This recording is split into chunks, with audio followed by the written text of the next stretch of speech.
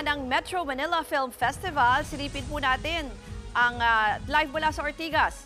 Nasa frontline ng balitang yan, si MJ Marfori. MJ, kamusta na? Kasi kahapon ang report sa atin, nagkaubusan ng ticket sa unang araw. Ngayon, second day. Anong sitwasyon dyan?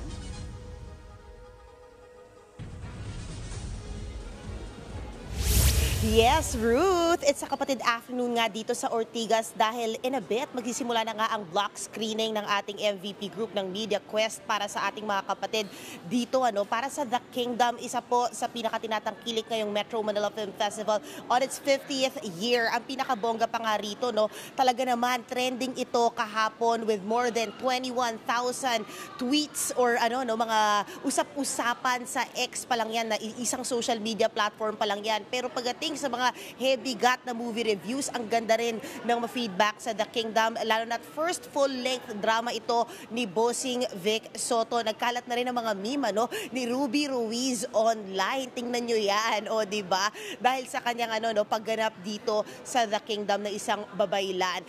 Bukod nga dyan, syempre, lumabas na rin yung mga reviews na Mighty Magulang, isa pong historian, at ang kinokomment dito mostly ng audiences ay yung historical accuracy neto, kung hindi nga tayo nasakop kailanman dito sa The Kingdom. Pati syempre yung family dynamics ni Lakan Makisig sa kanyang mga anak para sa pelikula na The Kingdom. Pero ang isa, may good news tayo. Kung nagsimula tayo sa 129 cinemas kahapon sa first day ng Metro Manila Film Festival, guess what? Nadagdagan po ng 12 cinemas, 141 na po ang cinemas ngayon ng The Kingdom. Kabilang na po dyan ang Ayala Malls Cloverleaf, Ayala Malls sa 30th, BGC sa Bonifacio High Street, Fisher Mall Quezon City, Gaisano Cineplex Cebu, Opus Mall, Shangri-La Plaza sa Ortigas, sa SM City Daet, SM City Mindoro, SM City Sukat, Santa Lucia Mall at Vista Mall Pampanga. So talaga naman, the clamor for The Kingdom is real. Dumadagdag ang mga sinihan. Pero ano pa nga bang aabangan?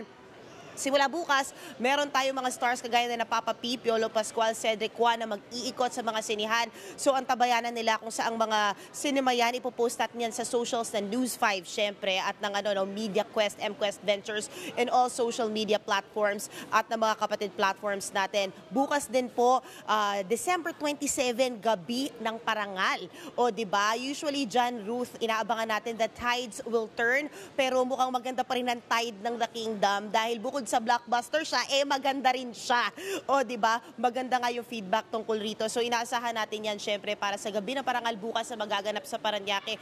Nandun din tayo live na live, pero mamaya magbibigay pa ako ng karagdagan detalye dahil pagkatapos dito sa Ortigas, mag-iikot pa tayo sa ibang cinema sa Quezon City at sa Metro Manila para syempre ibigay sa inyo yung latest sa on the ground netong The Kingdom in cinemas nationwide. Suportahan po natin ang The Kingdom at ang Metro Manila Film Festival. Yan muna ang latest dito, Ruth.